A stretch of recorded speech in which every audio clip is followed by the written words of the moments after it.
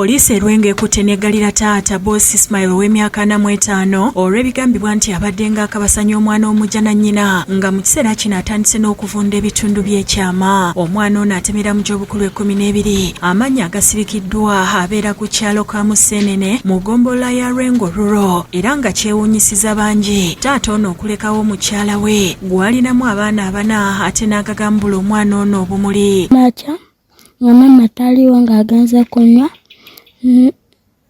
n'ekiro n'emisana n'ekawungeezi. Boss okukwatibwa kidiridde omwana ono okwekubira enduulu ku poliisi nga kitaabwe bwamukabasanya buli nnyina lwaba nga taliiwo nga n'oluusi asooka kumugulira mwenge n'atamiira olwo ne yeekola ekigenyi wakati mu kumutiisatiisa nti kavunaayogera agenda kumutema. Wonna obyogera mbuno nja kutemesa jambiya nanga ng'obyogerera nti nkuwamba nkusse. Ebyembi waddukidde mu b'obuyinza ng'atandise okuvundera olw'ekiso ekimuvaamu ne ku ssomero baamuyimiriza. Nnyina w'omwana ono bino olwabitegeera ne yeetegula omusajja n'agenda apangisa kyokka ne we babeera. Baweereddwa wiiki emu olw'obutasasula n'alaajanira abazira kiso okubadduukirira.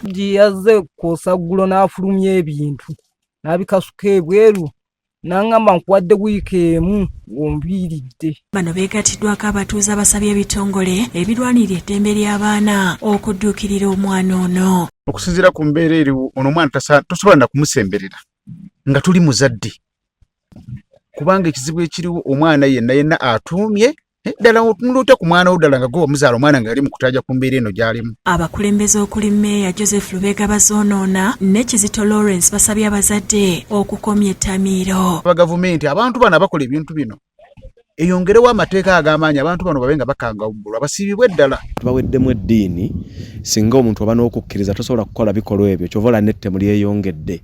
Abantu baffe ne bajja bettanira ebiragalalagala. Nsuubira nti omuntu ng'oli nnomo totaddeeko biragalalagala nga njaga kunuusa amafuta n'ebirala toyinza kukola kintu ekyo. Omubaka wa President mu kitundu Emmy Kateera tuli abagenyi n'omwogezi wa poliisi mu Greater Masaka twakasirye balambuludde ku kukwatibwa kwa taata ono Boss.